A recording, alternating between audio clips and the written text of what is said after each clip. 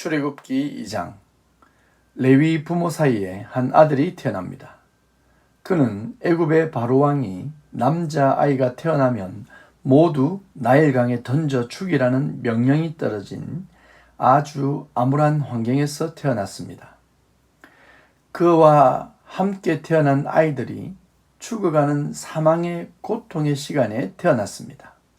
이스라엘의 자손들에게는 고통이 날마다 가중되는 힘겨운 시간에 태어났습니다. 그의 어머니는 그 아들을 보고 3달 동안이나 숨겨두었습니다. 얼마나 가슴 졸이며 그 아들을 키웠을까요? 그 아들은 잘생겼습니다. 물론 외모가 잘생겼겠지만 더 깊은 의미는 보배롭고 존귀한 모습으로 보였다는 것입니다. 사명을 가진 아이로 보였다는 것입니다. 그 아이는 더 이상 숨길 수 없을 만큼 자랐습니다. 이제 그 아이를 나일강에 버려야 할까요? 그럴 수 없습니다. 이제 그 아이를 위해서 갈대 상자를 준비합니다. 갈대로 만든 상자의 틈에 역청과 나무진을 발랐습니다.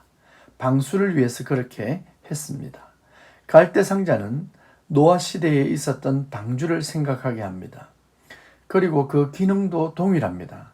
생명을 보존하는 일입니다. 노아와 그의 가족을 보호하셔서 인류의 번성을 가능하게 하신 하나님이 이제 이 아이 모세를 통해 그의 백성을 보존하실 것입니다.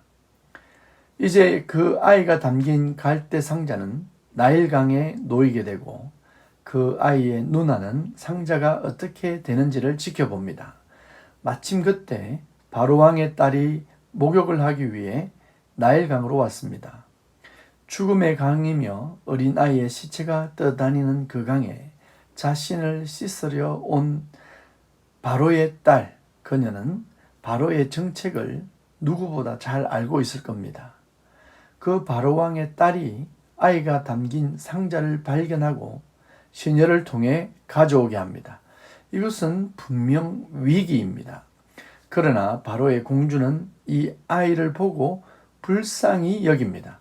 하나님은 이 모든 일들을 섭리하고 계십니다. 가장 위험한 사람들의 손에 들어간 아이는 오히려 그곳에서 가장 안전하게 보호받으며 교육을 받으며 자라게 하셨습니다. 그 아이의 누나는 찬스를 놓치지 않고 공주에게 젖먹일 유모를 소개해 주겠다며 그 아이의 엄마를 공주에게 소개합니다. 공주는 유모에게 비용을 지불하면서까지 그 아이에게 젖먹이는 일을 하게 됩니다. 하나님의 세심한 인도하심을 봅니다. 요셉에게도 악을 선으로 바꾸셔서 일하셨고 모세에게도 가장 위험한 인물들의 손에 그 아이가 들어갔지만 오히려 그곳에서 가장 안전하게 보호받고 준비되어지는 것을 봅니다. 아이는 자라서 엄마 품을 떠나 바로의 공주가 그 아이를 데려갔으며 이름을 물에서 건져내었다는 뜻으로 모세라고 지었습니다. 모세가 보존되어야 할 이유는 하나님의 언약을 이루시기 위한 하나님의 섭리이며 보호와 인도하심입니다. 우리는 나에게 일어나는 일을 이해하지 못할 때가 많습니다. 특히 고난이나 어려움이 다가오면 더욱 그렇습니다. 하지만 하나님의 백성은 그 모든 것이 합력하여 선이 됨을 기억하시기 바랍니다. 지나보면 알게 됩니다. 그러니 그 어려움 앞에서 하나님을 원망하는 태도가 아니라 하나님이 하실 놀라운 일들이 어떻게 드라마틱하게 반전을 가져오는지 즐거움을 기다리는 관객이 되어야 할 것입니다. 모세는 바로의 공주의 품 안에서 장성하게 되었습니다. 어느 날 모세는 히브리인, 즉 자신의 형제의 아픔을 보게 되고 그 일로 애굽인을 죽이는 일이 일어나게 됩니다. 모세는 애굽의 궁에서 자랐지만 그가 그의 형제들의 편에 있다는 것을 보여줍니다. 이 일로 바로왕이 모세를 죽이려 했습니다. 그 당시 공주의 아들로 자란 모세가 애굽인을 죽인 일이 바로에게 그렇게 분노하게 한 일인지 모르겠지만 정치적인 이유가 있을 것입니다. 분명한 사실은 모세는 애굽에 남아 있을 수도 없고 그렇다고 이스라엘 사람 속에 들어갈 수도 없는 신세가 되었습니다. 모세는 하루아침에 도망자 신세가 되어 미디안 땅을 방황하는 처지에 놓이게 되었습니다. 하루는 우물 곁에서 미디안 제사장들의 딸들을 만나게 되고 그녀들을 도운 일로 모세는 그들과 함께 살게 됩니다.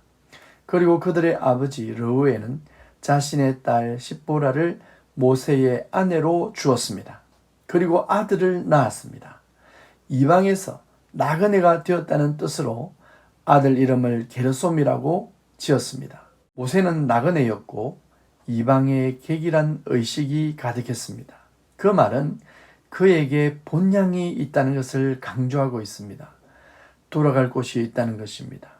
그가 돌아갈 본향은 애굽도 아니고 미디안도 아닌 가나안으로 가야 하는 사명이 그 속에 있었다고 하는 것입니다. 이것은 아브라함과 이삭 그리고 야곱에게 언약하신 하나님의 뜻이며 계획입니다. 요셉도 애굽의 제사장의 딸과 결혼을 하고 모세도 미디안 제사장의 딸과 결혼을 합니다. 그들 제사장은 하나님을 섬기는 제사장이 아닌 이방 우상을 섬기는 제사장들입니다. 이것은 우리가 이해하기 어려운 부분입니다. 왜 하나님의 사람들이 일반인도 아닌 그것도 우상을 제사하는 일을 맡은 자의 딸과 결혼하는가란 의문을 가지게 됩니다. 요셉은 예수님의 그림자요 예표입니다. 민족의 지도자 모세도 마찬가지입니다. 예수님은 신랑이시고 우리가 신부라고 할 때 우리는 과거 우상에게 제사하는 가장 사악한 죄인이었습니다. 바울은 우리의 존재를 어둠의 자식이라고 합니다. 사탄의 자녀였다라고 얘기합니다. 그러나 예수님을 통해 하나님의 자녀로 거듭나는 것입니다. 이러한 그림을 하나님은 구약에서 미리 보여주고 계십니다. 이방 땅의 제사장의 딸들이 하나님의 사람을 만나 그 가정이 복된 하나님의 소유가 되는 것을 역사 속에서 보여주심으로 하나님의 구원의 대상은 어떤 죄인이라도 가능하다는 것을 말씀하고 있는 것입니다. 애굽에서의 이스라엘 자손들의 고통의 소리를 하나님이 들으시고 돌보시며 언약을 기억하셨습니다. 여러분, 하나님은 우리의 고통의 소리를 알고 계십니다. 고난의 소리를 듣고 계십니다. 기도는 우리의 소리입니다. 내가 지금 아파요. 내가 지금 필요합니다라는 고백입니다. 그 대상은 우리를 돌보시는 하나님에게 향해야 합니다. 그러니 하나님을 향해 항상 소리내야 합니다. 하나님의 돌보심을 소망해야 합니다. 그것이 기도입니다. 하나님이 이스라엘 백성들을 향해 언약을 어떻게 이루어 가실지 우리는 소망을 가지고 바라보아야 하겠습니다. 오늘도 우리는 어딘가에서 탈출해야 하는 운명에 살고 있습니다. 애굽에서 하나님의 백성들이 나오듯 우리는 세상적인 가치관에서 탈출하고 사탄의 유혹과 이생의 자랑과 육적인 욕망과 탐심에서 탈출해야 합니다. 언약 백성은 항상 하나님의 돌보심 가운데 머물러야 할 것입니다. 오늘도 하나님, 나를 돌봐주세요 라고 기도하시기를 바랍니다. 하나님의 돌보심의 은혜가 여러분에게 가득하시길 축복합니다.